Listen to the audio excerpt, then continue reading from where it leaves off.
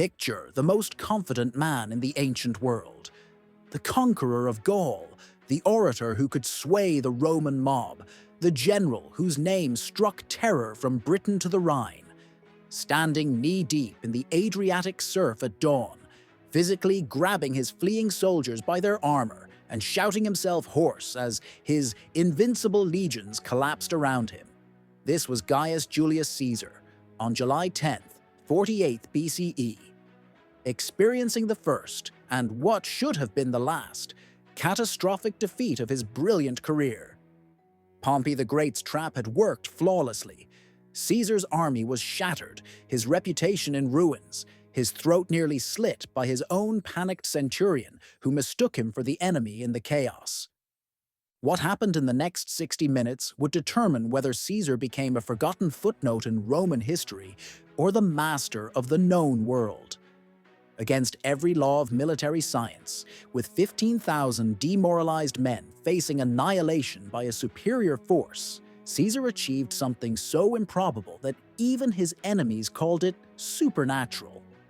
This is the story of how Rome's future dictator snatched victory from the jaws of certain death, not through the brutal efficiency that conquered Gaul, but through a desperate improvisation that revealed the true genius lurking behind the calculated ambition.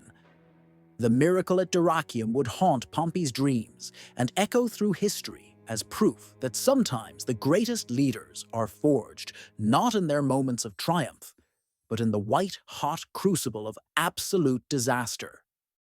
The snow was still thick on the Apennine peaks when Caesar made the decision that would either crown him Emperor of Rome or see his head decorating a spike in the Forum. January 10th, 49th BCE, the Rubicon River lay frozen at its banks, a thin ribbon of ice separating Caesar's province of Gaul from Italia proper. For 9 years, he had been the Republic's most successful general, conquering territory that doubled Rome's size and filling its treasury with enough Gallic gold to fund a dozen civil wars. Yet here he stood, technically a criminal the moment his boots touched Roman soil. The triumvirate was dead. Crassus had gotten himself killed, chasing glory against the Parthians at Carrhae, his head now serving as a prop in some barbarian king's theater. Julia, Caesar's beloved daughter and Pompey's wife, the human bridge between two titans, had died in childbirth 3 years earlier, taking with her the last hope of peace between her father and husband. What remained was the oldest story in Rome, two wolves circling each other, and the Republic wasn't big enough for both. Pompey had played his hand brilliantly from the marble halls of the Capitol. While Caesar bled in Gallic forests, Pompey the Great cultivated senators, dispensed favors, and positioned himself as the Republic's defender against Caesar's tyrannical ambitions. The Senate's ultimatum was delivered with theatrical precision. Return to Rome as a private citizen, dismiss your armies, and submit to trial for your crimes as governor. Everyone understood the subtext. Caesar would be prosecuted, exiled, or worse. His enemies had been sharpening their knives for a decade. But Caesar had spent those years forging something more valuable than political alliances: the loyalty of his legions. These weren't the soft conscripts who lounged in Roman barracks, but hardened killers who had stormed the walls of Alesia and crossed the Rhine when civilized men said it was impossible. They called him Imperator, not because protocol demanded it, but because they had seen him fight in the front ranks beside them, sharing their dangers and their spoils. When word of the Senate's ultimatum reached his winter camp, Caesar's centurions came to him with a proposal that would have terrified Pompey had he heard it. They offered to march on Rome and settle this matter with swords rather than speeches. The crossing itself was almost anticlimactic. Legend would later claim Caesar hesitated, philosophizing about fate and destiny while standing at the water's edge. The truth was simpler and more chilling. He plunged his horse into the icy current without a moment's pause, his scarred face set in the expression his enemies knew meant death was coming. Behind him, the 13th Legion followed in perfect formation, their hobnailed boots crunching through the thin ice as they invaded their own homeland. The die wasn't cast. It was hurled with the force of a man who had never learned to lose. Rome convulsed. Pompey, for all his careful planning, had made one catastrophic miscalculation. He expected Caesar to negotiate, to seek some face-saving compromise that would preserve the Republic's fiction of legality. Instead, Caesar moved, with the terrifying speed that had crushed Vercingetorix and the Belgae. City after city opened their gates rather than face siege. Pompey's carefully recruited legions melted away or switched sides, their commanders unwilling to fight Rome's most successful general for the sake of senatorial privilege. Within 2 months, Caesar controlled all of Italy, and Pompey was fleeing across the Adriatic with the remnants of his forces and the contents of Rome's treasury. But Pompey the Great hadn't earned his cognomen through surrender. From his stronghold in Dyrrachium, he began assembling the most formidable coalition in Roman history: the kings of Egypt and Syria, the fleets of Rhodes and Asia, the manpower of Greece and Macedonia. Caesar might have won the opening moves, but Pompey held the sea, controlled the grain supply, and commanded twice as many legions. The real war was just beginning, and Caesar, despite his lightning conquest of Italy, was about to learn that conquering Gaul was child's play compared to defeating Rome's greatest general on ground of his choosing. Dyrrachium perched on the Albanian coast like a fortress born from the living rock itself. Ancient Greek colonists had chosen this site for reasons that became brilliantly clear in the spring of 48 BCE. Cliffs dropping sheer into the Adriatic on one side, rolling hills perfect for cavalry on the other, and a harbor deep enough to shelter the largest fleets in the Mediterranean. Pompey surveyed his chosen battlefield from the citadel walls with the satisfaction of a master architect admiring his greatest work. Every geographical advantage, every strategic element, every supply line, all bent to serve his grand design. The irony wasn't lost on him that Caesar, the Republic's most aggressive general, was about to attempt the most defensive siege in Roman history. While Pompey commanded the sea absolutely, his 500 ships could land reinforcements anywhere along the coast, Caesar would be forced to invest a fortified position held by superior numbers. It violated every principle of Roman warfare, yet Pompey understood his opponent's psychology perfectly. Caesar couldn't retreat. His entire mystique depended on constant forward momentum. The conqueror of Gaul would rather attempt the impossible than appear weak before his legions. From his war council chamber, Pompey could observe his enemy's predicament with almost scientific detachment. Caesar's 9 legions, perhaps 30,000 men, faced Pompey's 11 legions plus 7,000 cavalry, the largest mounted force ever assembled under Roman command. More arrived weekly. Thracian mercenaries with their curved swords, Syrian archers whose accuracy was legendary, slingers from the Balearic Islands who could crack skulls at 200 paces. Every ship brought fresh troops, supplies, and intelligence from across the Mediterranean. Time was Pompey's greatest weapon, and he possessed it in unlimited quantities. But Caesar's arrival in April revealed why Pompey's officers called him the most dangerous man alive. Rather than probe for weaknesses or attempt a conventional assault, Caesar began something that defied military logic. He ordered his legions to build a wall around Dyrrachium itself. Not siege works protecting his own camp, but an actual circumvallation that would trap Pompey's superior force inside their own stronghold. Veterans who had watched him wall off entire tribes in Gaul recognized the signature madness of their commander. When faced with impossible odds, Caesar didn't adapt his strategy to reality. He forced reality to adapt to his strategy. The construction project bordered on the supernatural. Caesar's engineers laid out a double wall system stretching nearly 15 miles through terrain that should have made such fortifications impossible. The outer wall faced toward the countryside, protecting Caesar's men from Pompey's cavalry attacks and reinforcements. The inner wall faced Dyrrachium, gradually tightening the noose around Pompey's throat. Between the walls, Caesar's legions carved out a fortified corridor wide enough to move supplies and reserves, complete with towers, gates, and killing fields, designed to channel any breakout attempt into predetermined slaughter zones. Watching from the walls of Dyrrachium, Pompey's initial amusement curdled into grudging respect, and then genuine alarm. His cavalry sorties, which should have shredded Caesar's construction crews, met disciplined resistance from legionaries who built with one hand and fought with the other. His archers, firing from prepared positions, couldn't prevent Caesar's sappers from extending their works closer each day. Most disturbing of all, deserters from Caesar's army, and there were many as supplies dwindled, brought reports of a commander who seemed immune to doubt.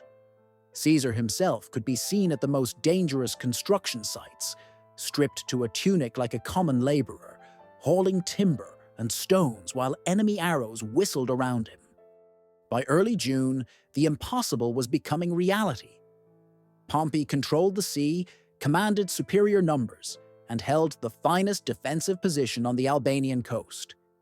Yet somehow, Caesar was besieging him. The great irony wasn't lost on either general. Pompey, master of mobility and maneuver, found himself penned up like cattle, while Caesar, famous for lightning campaigns, had committed himself to the slowest form of warfare imaginable. Each morning, Pompey watched Caesar's walls creep closer, transforming his impregnable fortress into an increasingly elaborate trap. The psychological warfare was as brutal as the physical construction. Caesar's men sang work songs that carried across the lines, crude ballads mocking Pompey the Great, hiding behind walls like an old woman.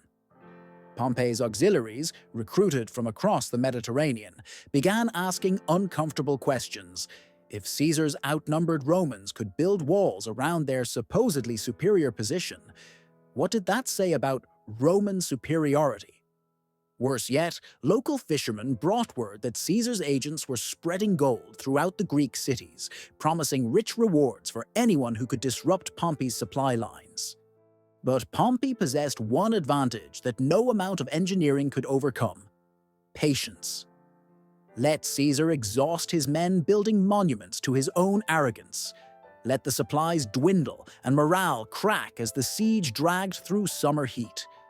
Pompey's scouts reported increasing signs of strain in Caesar's camps: shorter rations, longer watches, heated arguments between officers. The spider simply had to wait in his web. Eventually, Caesar's legendary luck would run out, and when it did, Pompey would be ready with the crushing blow that would end the civil war forever. The sound that haunted Dyrrachium was neither the clash of weapons nor the cries of the wounded, but the relentless scrape of shovels against stone. 24 hours a day, Caesar's legions carved their madness into the Albanian hillsides with the methodical precision of men who had learned their craft in the forests of Gaul. By dawn, the night shift would have extended the walls another 100 yards. By dusk, watchtowers would sprout from positions that had been bare earth that morning. Pompey's sentries reported the same impossible sight each day: Caesar's fortifications growing like some malevolent organism, feeding on Roman sweat and stubbornness. The engineering challenges alone should have broken lesser men. Caesar's wall had to span ravines where a horse could disappear entirely, climb hillsides so steep that siege engines couldn't find purchase, and somehow maintain structural integrity across marshland that sucked down wagons to their axles. His chief engineer, Mamurra, the same brilliant madman who had built the Rhine Bridge in 10 days, attacked each obstacle with innovations that violated every principle of military architecture. Where the terrain was too soft for foundations, he drove thousands of wooden stakes into the earth and wove them together like a basket. Where cliffs made conventional walls impossible, He carved steps into the rock face and built platforms that jutted out over 100-foot drops. The construction materials came from wherever Roman ingenuity could find them. Ancient Greek tombstones became foundation blocks, their carved epithets buried face down in the mud. Olive trees that had grown for centuries were felled and shaped into palisades. Caesar's men stripped lead pipes from abandoned villas to forge sling bullets, melted down bronze statues to make arrowheads, and tore apart Roman roads to build Roman walls. The countryside around Dyrrachium was being methodically cannibalized to feed Caesar's vision of the perfect siege. But it was the human cost that revealed the true measure of Caesar's hold over his legions. Men who had marched from the Atlantic to the Aegean without complaint now found themselves working shifts that would have killed galley slaves. The 7th Legion, Caesar's favorites since the Helvetii campaign, lost more men to exhaustion and construction accidents than they had in a year of Gallic warfare. Centurions who had stormed the walls of Avaricum collapsed from heat stroke while hauling timber up 40-degree slopes. Yet when Pompey's cavalry came thundering out of Dyrrachium to disrupt the work, these same exhausted men would drop their tools, grab their weapons, and fight with the ferocity of cornered wolves. The attacks came daily, precisely choreographed disruptions designed to slow construction and bleed Caesar's forces. Pompey's Thracian horsemen were perfect for the work, swift enough to strike before the Roman reserves could respond, skilled enough to pick off isolated work parties, and ruthless enough to execute any prisoners for maximum psychological impact. They would materialize from the morning mist, slaughter a crew of engineers, and vanish before Caesar's reaction force could reach the scene. The message was brutally clear. Every yard of wall would cost Roman blood. Caesar's response revealed why his enemies considered him the most dangerous man in the world. Rather than halt construction or increase security, he turned the harassment into a training exercise. Work parties now operated under full military protocols, with shields stacked within arm's reach and weapons distributed throughout each construction site. When the Thracians charged, Roman hammers and pickaxes became war hammers and spears in a single fluid motion. The 7th Legion developed a technique where their front rank would lock shields while the rear rank continued laying stones, creating a mobile fortress that built itself even while under attack. The strangest sight in this war of engineering was Caesar himself, a proconsul of Rome, stripped to his tunic and personally demonstrating the proper technique for laying foundation stones. Veterans who had watched him address the Senate in his purple-striped toga now saw him covered in mud, his aristocratic hands bleeding from rope burns, shouting construction orders that mixed military commands with masonry terminology. When Gallic prisoners asked why a Roman general labored like a common worker, Caesar's translator reportedly answered, "Because common workers don't know how to build the impossible." Pompey's counter-engineering efforts grew increasingly desperate as Caesar's walls crept closer to Dyrrachium's outer defenses. Sallies that had been intended to disrupt construction became full-scale battles as Caesar reinforced his work sites with veteran cohorts. Pompey's engineers attempted to undermine Caesar's walls with tunnels, only to discover that Caesar's men had driven their foundations deeper than anyone thought possible. Even Pompey's naval advantage began to erode as Caesar's coastal fortifications grew sophisticated enough to mount catapults that could threaten supply ships in the harbor. By midsummer, the impossible had become inevitable. Caesar's double walls stretched in an unbroken arc from the sea cliffs north of Dyrrachium to the marshlands south of the city, a fortified corridor 15 miles long that had transformed the strategic situation completely. Pompey no longer controlled the countryside, Caesar did. Pompey's cavalry could no longer range freely. They were confined to an increasingly narrow zone between the city walls and Caesar's fortifications. Most critically, Pompey's supply lines, once protected by naval superiority, now ran through waters dominated by Caesar's artillery. The great irony was that Caesar had achieved his strategic objective through the most uncharacteristic campaign of his career. The general famous for lightning strikes and bold maneuvers had won by outbuilding his enemy, turning the Siege of Dyrrachium into the largest construction project since the pyramids. Yet even as Caesar's legions celebrated their engineering triumph, darker signs were emerging. Rations had been cut to subsistence levels. Horses were dying from lack of fodder. Messages intercepted from Caesar's camp spoke increasingly of one final effort and breaking the deadlock, the language of an army nearing the end of its endurance. Caesar had built the perfect trap, but he was running out of time to spring it. The first horse died on the feast day of Jupiter, collapsing in its traces while hauling stones for the northern redoubt. By Roman superstition, the death of a war horse on the king of God's holy day was an omen of impending catastrophe. By military logic, it was simply the inevitable result of feeding cavalry mounts tree bark and seaweed when grain had become more precious than gold. Caesar ordered the carcass butchered immediately. Even horseflesh was protein his starving legions couldn't afford to waste. The siege that had begun as Caesar's masterpiece was transforming into a slow-motion disaster of his own making. His brilliant circumvallation had indeed trapped Pompey inside Dyrrachium, but it had also trapped Caesar's own forces in an increasingly barren wasteland. Every tree within 10 miles had been felled for construction. Every farm had been stripped bare to feed 30,000 men. The Albanian countryside, never particularly fertile, now resembled a moonscape of mud, stumps, and abandoned stone foundations. Caesar had won the engineering war and lost the supply war simultaneously. Inside the Roman camps, creativity born of desperation reached levels that would have been comedic in any other circumstance.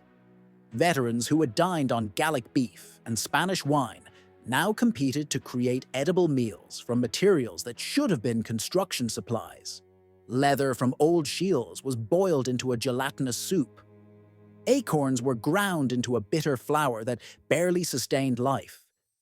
Most grotesquely, men began harvesting a root called cara that grew wild in the marshes, a fibrous plant that could be chewed like bread but provided virtually no nutrition. Pompey's soldiers, watching from Dyrrachium's walls, reportedly threw loaves of actual bread into Caesar's lines as an insult. The psychological pressure was becoming as deadly as the physical deprivation. Caesar's centurions, the backbone of Roman military discipline, began reporting incidents that would have been unthinkable during the Gallic campaigns. Sentries fell asleep at their posts, not from negligence, but from malnutrition-induced exhaustion. Work details moved with the shuffle of old men, rather than the crisp efficiency of professional soldiers. Most ominously, desertions began occurring among Caesar's auxiliary forces, men whose loyalty had been purchased rather than forged in shared victory. Marcus Crassus the Younger, son of the triumvir who had died at Carrhae, brought Caesar the intelligence that confirmed his worst fears. Pompey's reinforcements were not merely trickling in, they were arriving in massive, coordinated waves. King Diotarus of Galatia had landed with 2,000 heavy cavalry whose horses were fat and well-fed. Egyptian grain ships unloaded their cargo directly into Dyrrachium's warehouses, while Caesar's men chewed tree bark. Most devastating of all, Pompey's recruiting agents were active throughout Greece and Asia Minor, offering bonuses that dwarfed anything Caesar could promise to men who were already eating regularly. The numbers told a story of mathematical inevitability. Caesar's forces were shrinking through attrition, while Pompey's grew stronger daily. Every morning brought fresh reports of enemy strength, new siege engines being assembled inside Dyrrachium, additional warships anchoring in the harbor, cavalry units that could now field more horses than Caesar's entire army possessed. The siege had become a race between Caesar's ability to starve Pompey out and Pompey's ability to simply wait until Caesar's army dissolved from hunger and despair. It was during this crisis that Caesar's true character revealed itself in ways that both inspired and terrified his subordinates. Rather than acknowledge the deteriorating situation, he became more visible than ever, appearing at the most dangerous outposts to share whatever miserable ration his men were choking down. When a delegation of centurions suggested negotiating terms with Pompey, Caesar's response was delivered with such glacial fury that hardened veterans stepped backward involuntarily. There would be no retreat, no surrender, no compromise. They would break Pompey at Dyrrachium or die in the attempt. But even Caesar's legendary willpower couldn't alter the basic mathematics of warfare.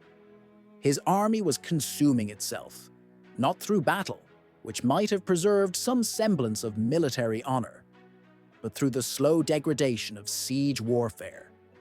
Medical reports described symptoms that physicians recognized from previous famines: night blindness from vitamin deficiency, bleeding gums from scurvy, the peculiar lethargy that preceded total systemic collapse. Caesar's war machine, the instrument that had conquered Gaul and terrified the Germanic tribes, was literally starving to death within sight of victory. The crisis deepened when Pompey's agents managed their greatest intelligence coup of the war.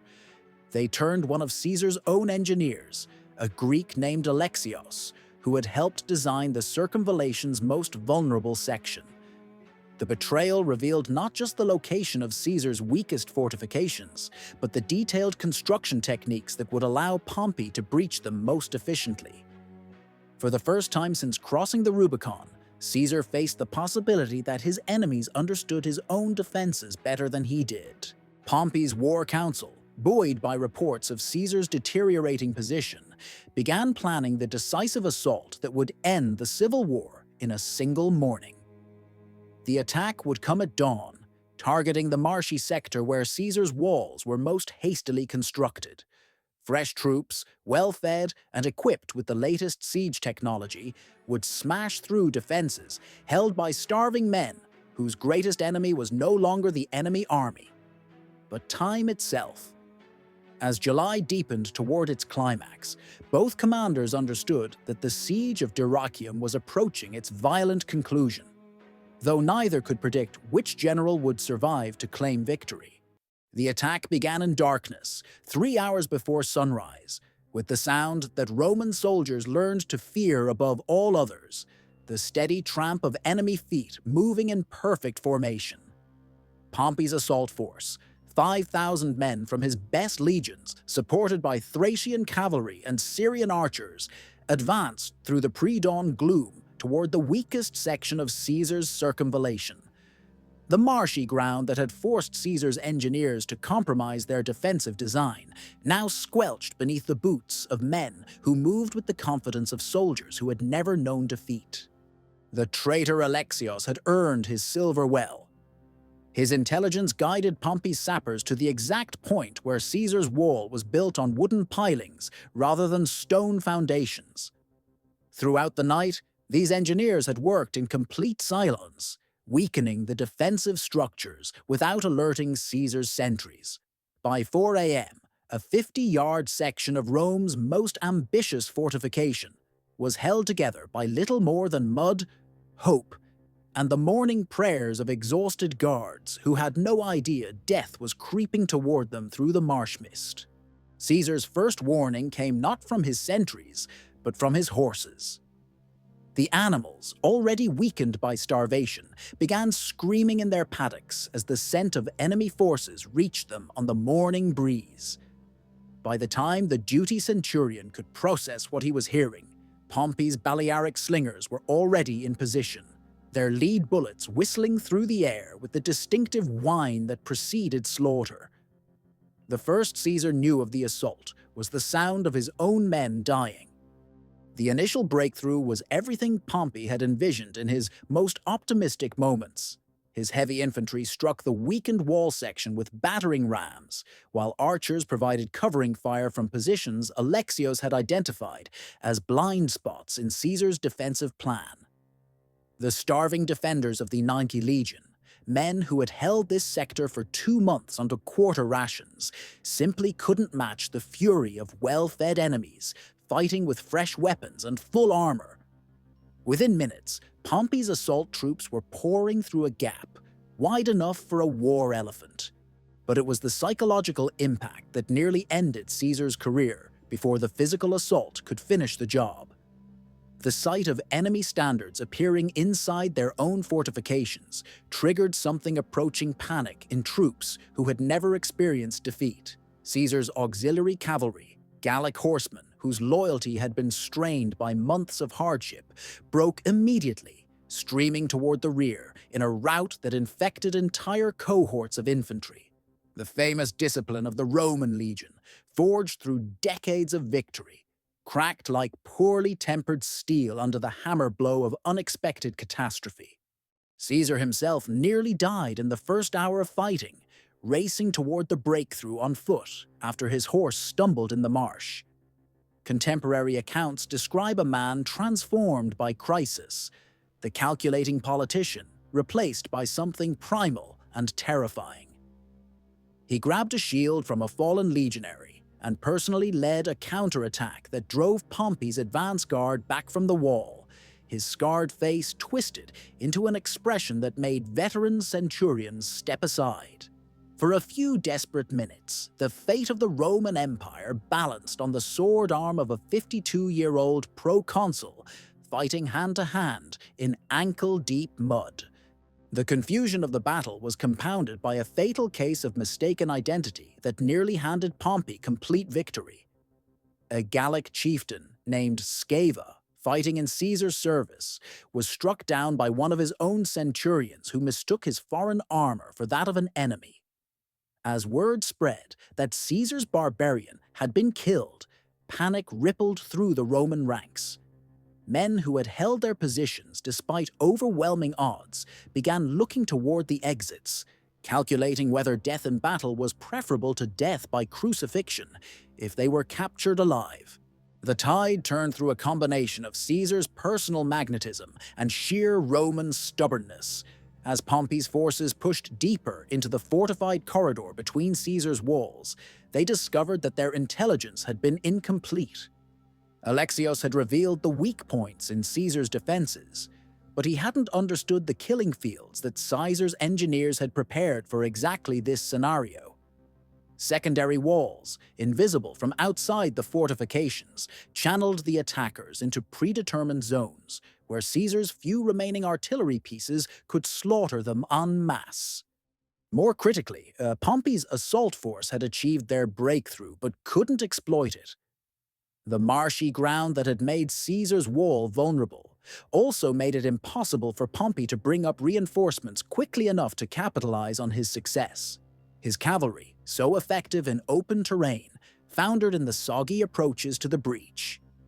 His siege engines, designed to operate from prepared positions, couldn't be repositioned fast enough to support the infantry assault.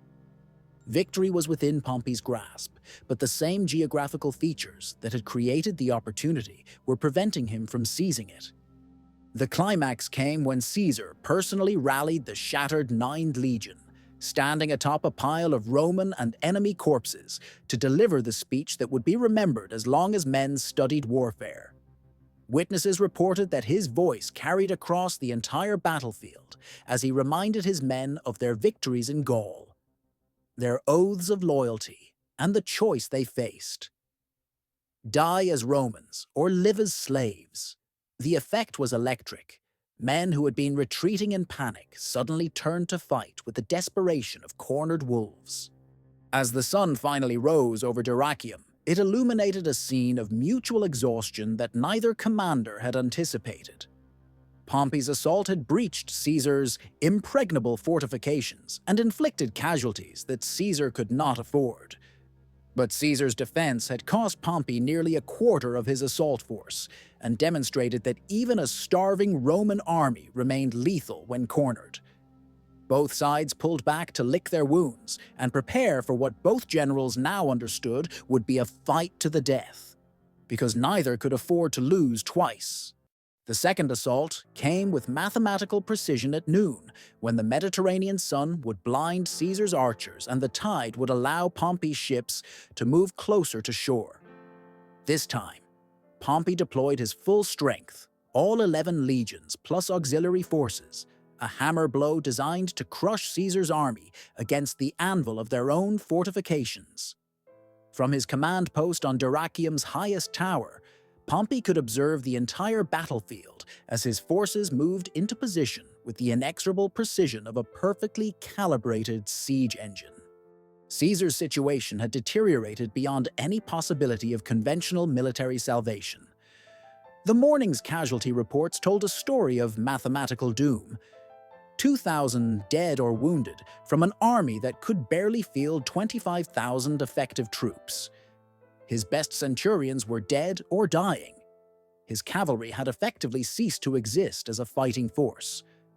Most catastrophically, the breach in his fortifications had created a gap that would require every man he possessed to defend, leaving no reserves, no flexibility, no possibility of maneuver. Any competent general would have ordered an immediate retreat to salvage what remained of his army. Instead, Caesar did something that violated every principle of military science and common sense. He ordered an attack. The plan was so audacious that his own officers initially thought exhaustion had driven their commander mad. While Pompey's overwhelming force prepared to crush the Roman defenses, Caesar would launch a spoiling attack against Dyrrachium itself. Not a probe or a diversion, but a full-scale assault designed to draw Pompey's attention away from the main battle, and possibly, if the gods smiled, take the city while its garrison was deployed in the field. It was the kind of desperate gamble that destroyed careers and got entire armies slaughtered, which made it exactly the sort of strategy that Caesar had used to conquer Gaul. The execution required splitting his forces at the moment when concentration was most critical. Caesar personally led 3,000 men, the remnants of the 7th and X legions, in a sprint along the coast toward Dyrrachium's seaward walls. Meanwhile, his lieutenant Mark Antony would hold the breached fortifications with whatever troops remained capable of fighting. If either force failed, both would be annihilated. If both succeeded, they might, possibly, survive long enough to escape the trap that Caesar had built around himself. What followed became the most analyzed hour in Roman military history. A 60-minute period when the future master of the Mediterranean world danced on the knife's edge between immortal glory and ignominious death. Caesar's assault on Dyrrachium began with an innovation that terrified even his own men. His engineers had spent the night building floating platforms that could ferry troops directly over the harbor's defensive obstacles. Roman legionaries, many of whom had never seen the ocean before, joining Caesar's army, found themselves fighting an amphibious assault while Pompey's warships rained arrows down on them from point-blank range. The attack on the city walls succeeded beyond all reasonable expectation. Dyrrachium's defenders, expecting Caesar to focus on defending his own positions, had been caught completely off guard by Romans appearing in their harbor like avenging spirits.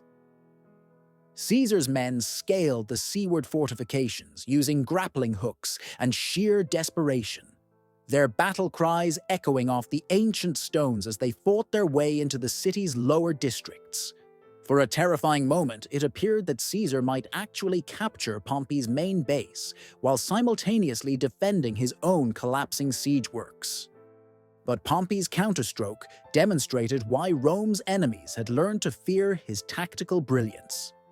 Rather than recall his assault forces to defend Dyrrachium, he accelerated his attack on Caesar's main position, calculating that he could crush Antony's defenders and then turn his full strength against Caesar's forces trapped inside the city.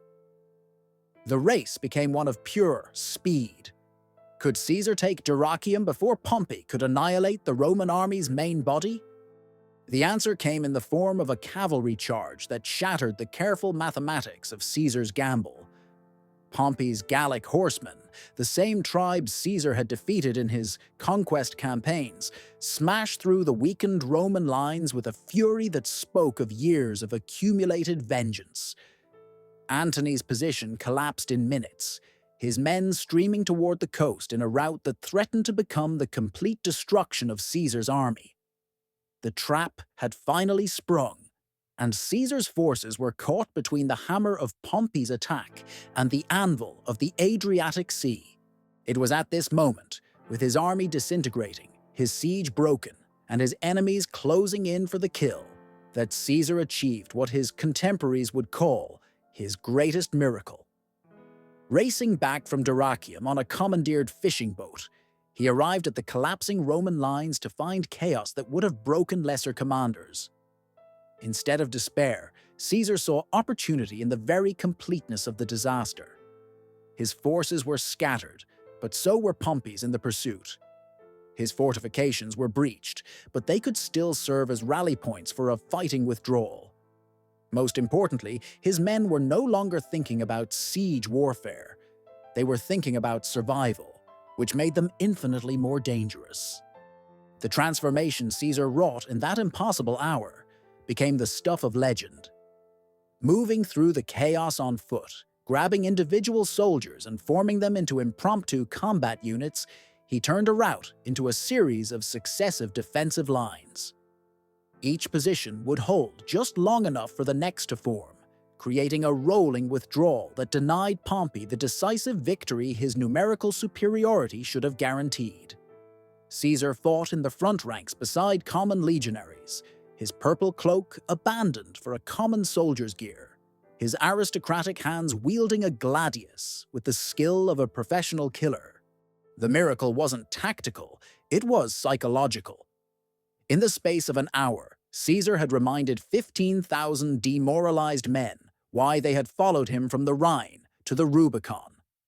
These were the soldiers who had stormed Alesia, crossed the Channel to fight painted savages, and conquered territory larger than Italy itself. They weren't going to die running from Pompey the Great. If they were going to die, it would be on their feet with weapons in their hands, selling their lives at a price that would make their enemies remember the cost of destroying Caesar's army. The most dangerous moment in any retreat is the first mile, when panic can transform an organized withdrawal into a massacre.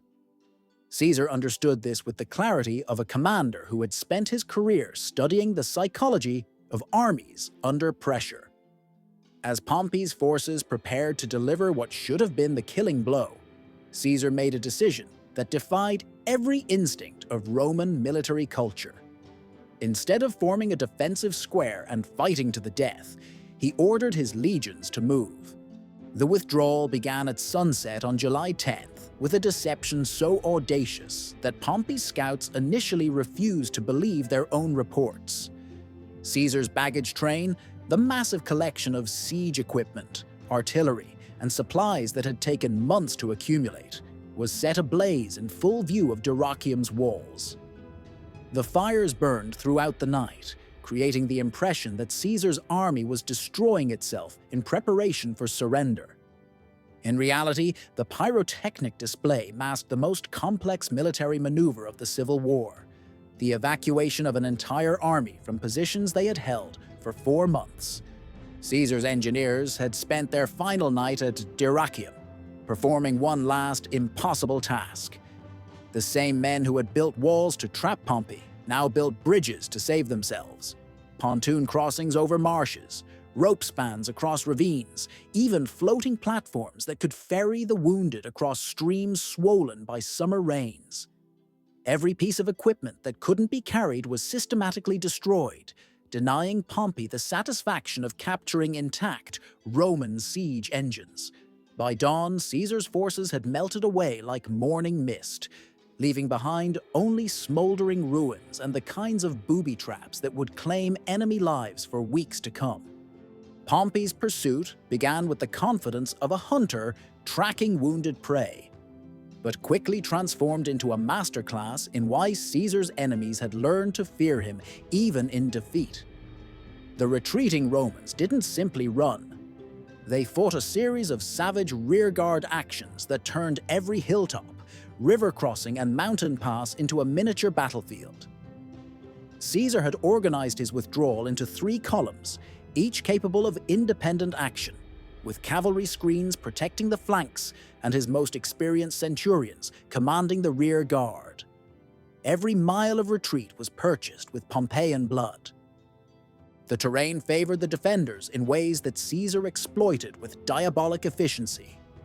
The coastal road from Dyrrachium to Apollonia wound through country perfectly suited for ambush, narrow defiles where a handful of men could hold up an entire legion, river fords that became killing fields when defended by Roman archers, mountain passes where a single cohort could command the high ground against superior numbers. Caesar had studied this landscape during his advance to Dyrrachium. Now he used that knowledge to transform his retreat into a running battle that bled Pompey's forces white.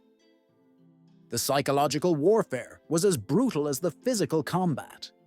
Caesar's men, no longer constrained by the need to hold fixed positions, reverted to the fluid, aggressive tactics that had made them legendary in Gaul. They would appear on Pompey's flanks like ghosts, strike with devastating efficiency, and vanish before the enemy could organize a response. Pompeian supply columns found themselves under attack from enemies who materialized from forests that should have been empty. Cavalry patrols discovered that the Romans they were pursuing had somehow gotten behind them and were now the hunters rather than the hunted. Most unnervingly for Pompey's forces, Caesar himself seemed to be everywhere at once. Scouts reported him leading a charge against the left flank, while other observers swore they had seen him directing artillery fire against the center. The truth was that Caesar had abandoned all pretense of dignified command, instead fighting as a common soldier while somehow maintaining tactical control over forces spread across 20 miles of hostile territory. His purple cloak had been replaced by the brown leather of a centurion, his aristocratic bearing transformed into the predatory focus of a professional killer who happened to possess the strategic mind of a genius. The turning point came on the 4th day, when Pompey's advance guard finally cornered what appeared to be Caesar's main force at a river crossing near the town of Genusus. The Romans seemed trapped, caught between the swollen river at their backs and Pompey's overwhelming numbers pressing from the front. For the first time since the retreat began, Pompey had achieved the decisive engagement that would allow him to finish Caesar's army once and for all. His officers prepared for the final assault that would end the civil war. Instead, they discovered that Caesar had turned the apparent trap into the war's most devastating ambush. The trapped Romans were volunteers from the ex-legion who had drawn Pompey's forces into a killing field prepared with mathematical precision. As Pompey's troops deployed for what they expected to be a massacre, Caesar's main force, which had crossed the river hours earlier using bridges built in complete secrecy, struck them from behind with the fury of men who had nothing left to lose. The Battle of Genusus lasted less than an hour, but cost Pompey more casualties than the entire Siege of Dyrrhachium. His advance guard was virtually annihilated, his cavalry scattered, and his pursuit effectively ended. More importantly, the psychological dynamic of the campaign had shifted completely. Pompey was no longer chasing a defeated enemy. He was following an army that had somehow transformed retreat into victory, disaster into opportunity. The hunters had become the hunted, and Caesar's defeated legions were once again the most dangerous force in the Mediterranean world. By the time Caesar's army reached the safety of Apollonia 10 days later, they had accomplished something unprecedented in Roman military history. They had turned a catastrophic defeat into a strategic victory through the simple expedient of refusing to accept that they had been beaten. Pompey controlled Dyrrachium, commanded the sea, and possessed numerical superiority in every category that military theorists considered decisive. Yet somehow, Caesar had escaped with his army intact, his reputation enhanced, and his enemies more afraid of him than ever. The retreat from Dyrrachium became the foundation for everything that followed. Pharsalus, the conquest of Egypt, the transformation of the Republic into the Empire. In learning how to lose, Caesar had discovered how to become invincible. The first thing Caesar did upon reaching Apollonia was not to rest his exhausted troops or tend to his wounded. It was to call for his scribes. While his men collapsed in the shade of olive groves and his officers counted their catastrophic losses, Caesar began dictating the dispatches that would transform the narrative of Dyrrachium from humiliating defeat into tactical masterpiece. To the citizens of Rome, he described a strategic withdrawal that had allowed him to escape Pompey's trap while inflicting heavy casualties on the enemy. To his agents in Gaul, he emphasized the loyalty of his legions and the incompetence of Pompey's generalship. Most audaciously, to potential allies throughout the Greek world, he portrayed Dyrrachium as proof that even Rome's greatest general could not defeat Caesar when fighting on equal terms. The propaganda was breathtaking in its cynicism, but it worked because it contained a grain of essential truth. Caesar's army had survived when it should have been annihilated. In the brutal mathematics of ancient warfare, survival itself was a form of victory. More importantly, Caesar understood something about his own character that his enemies had consistently underestimated. He was most dangerous when cornered, most innovative when desperate, most inspiring when everything appeared lost. The real transformation, however, was taking place not in Caesar's war dispatches, but in his war councils. The officers who had followed him across the Rubicon with supreme confidence now found themselves studying under a commander who had experienced the bitter taste of defeat and emerged hungrier than ever. Caesar's post-mortem analysis of Dyrrachium was clinical in its honesty and revolutionary in its conclusions. He had failed because he had allowed pride to override strategy, because he had attempted to impose his will on terrain and circumstances rather than adapting to them, and most critically, because he had underestimated an opponent whose reputation was built on decades of successful campaigns. The lessons Caesar drew from his defeat would reshape Roman military doctrine for generations. Never again would he attempt to besiege a superior force without controlling the sea. Never again would he allow his supply lines to become so extended that starvation became a greater enemy than the opposing army. Most importantly, never again would he assume that his own tactical brilliance could overcome fundamental strategic disadvantages through sheer force of will. The Caesar who emerged from Apollonia was a more cautious commander, but paradoxically, a more dangerous one. The physical rehabilitation of his army became a laboratory for these new insights. Instead of the brutal training regimens that had characterized his Gallic campaigns, Caesar instituted a program of gradual conditioning that rebuilt his men's strength while reinforcing the psychological bonds forged during their desperate retreat. Veterans who had fought at Genesis found themselves teaching younger soldiers the techniques of fluid warfare that had allowed them to defeat Pompey's pursuit. The entire army became a learning institution, with every level of command studying the lessons of defeat with the intensity of scholars preparing for the most important examination of their lives. Caesar's strategic patience during this period revealed a maturity that would have astonished his critics in the Roman Senate. While Pompey consolidated his hold on the eastern Mediterranean and recruited additional forces from Egypt and Syria, Caesar focused on rebuilding rather than seeking immediate revenge. He understood now that time, which had been his enemy at Dyrrachium, could become his greatest ally if properly managed.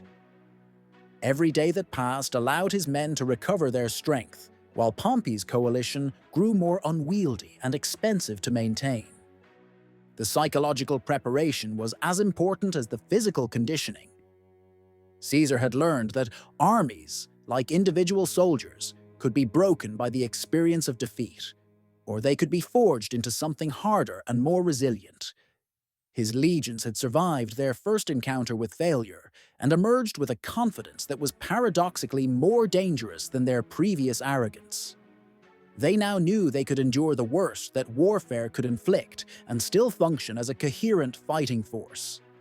They had been tested in the crucible of absolute disaster and found worthy.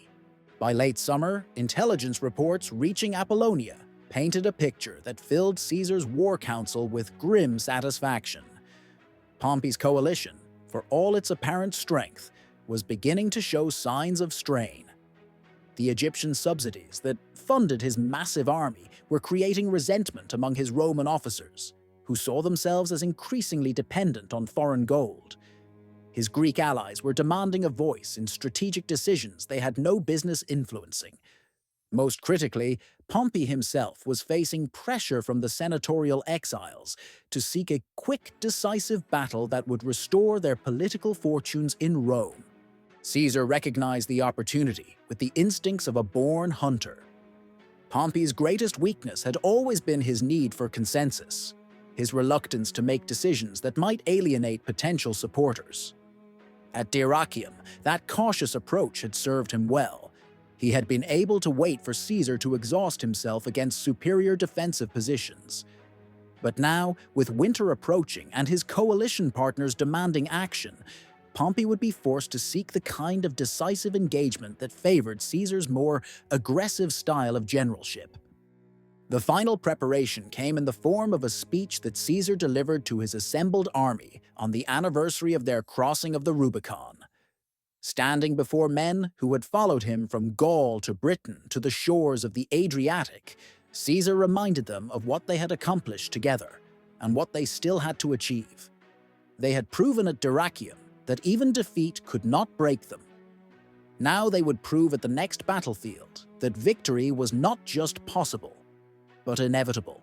As autumn approached and scouts brought word that Pompey was finally moving inland, seeking the decisive battle his political allies demanded, Caesar's officers noted a change in their commander that went beyond tactical innovation or strategic patience. The man who had once relied on audacity and improvisation now possessed something more dangerous, the hard-earned wisdom that comes from surviving failure. He had learned the limits of his own brilliance, the importance of respecting his enemies, and the difference between calculated risks and reckless gambles. The Caesar who would meet Pompey on the plains of Pharsalus would be a different commander than the one who had built walls around Dyrrachium.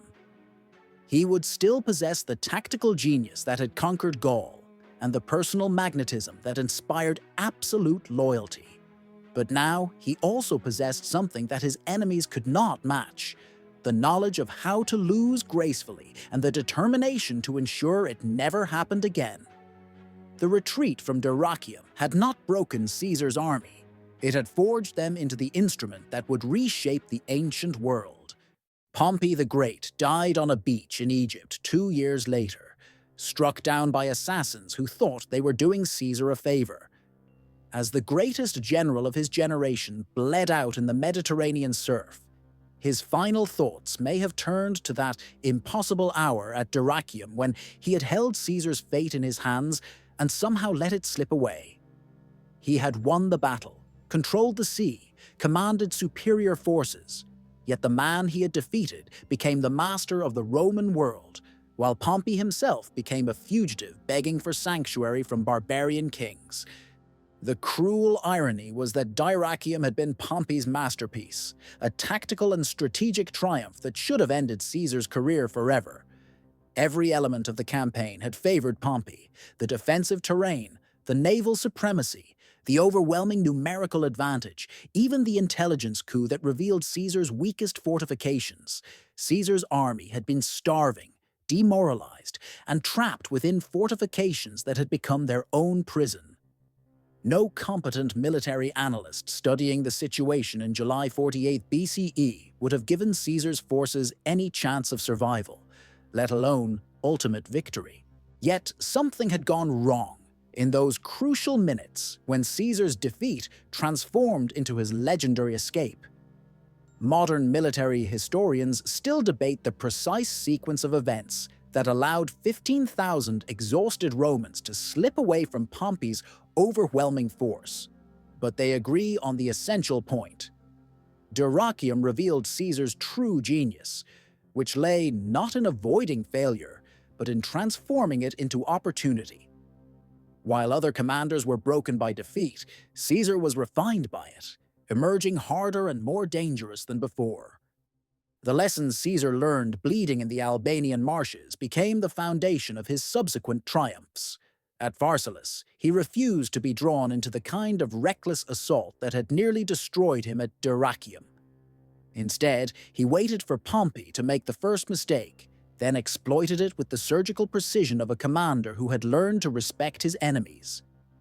In Egypt, he avoided the strategic overextension that had nearly starved his army, instead using local resources and alliance politics to achieve his objectives. Throughout the African and Spanish campaigns that completed his conquest of the Roman world, Caesar displayed the tactical patience and strategic caution that had been forged in the crucible of his greatest defeat. Perhaps most remarkably, Caesar never forgot the men who had stood beside him during those desperate hours when his career balanced on the edge of annihilation. The centurions who had rallied broken formations at Dyrrachium became the backbone of his imperial administration. The engineers who had built impossible fortifications under constant enemy fire received the richest province to govern. The common legionaries who had chewed tree bark, rather than abandon their positions, found themselves rewarded with land grants and citizenship extensions that transformed them from mercenaries into stakeholders in Caesar's new order. But the deeper transformation was psychological. Caesar had entered the civil war as Rome's most successful general, a man whose confidence bordered on arrogance and whose strategic vision was clouded by the assumption that tactical brilliance could overcome any disadvantage. He emerged from Dyrrachium as something far more dangerous, a leader who understood his own limitations, respected his enemies' capabilities, and possessed the hard-won wisdom that comes from surviving absolute disaster through sheer force of will and tactical improvisation. The ghost of Dyrrachium haunted every subsequent battlefield of the Civil War. Pompey's officers, who had witnessed Caesar's army dissolve before their eyes, only to reform and strike back with renewed fury, never again approached battle with complete confidence. They had seen the impossible happen once, Caesar snatching victory from the jaws of certain death, and they could never quite convince themselves it wouldn't happen again. Meanwhile, Caesar's veterans carried themselves with the quiet pride of men who had been tested in the ultimate crucible and found worthy. They had followed their commander into the abyss and climbed back out together, forged into an instrument of war that no enemy could break because it had already been broken and reborn. In the end, Caesar's defeat at Dyrrachium became the hidden foundation of the Roman Empire. The Republic died not because Caesar was invincible, but because he had learned how to be vincible, how to absorb punishment, adapt to circumstances, and transform apparent weakness into devastating strength. The walls he built around Dyrrachium crumbled, but the lessons he learned bleeding in their ruins became the blueprint for conquering the ancient world. Military academies still study the Siege of Dyrrhachium as a masterclass in leadership under impossible pressure. Not because Caesar avoided defeat, he didn't, but because he showed how a great commander transforms catastrophe into opportunity, failure into wisdom, and the darkest hour into the foundation of ultimate triumph. In learning how to lose gracefully, Caesar discovered the secret of becoming truly unbeatable. The miracle at Dyrrachium was not that he escaped Pompey's perfect trap, it was that he emerged from it as the man who would reshape civilization itself.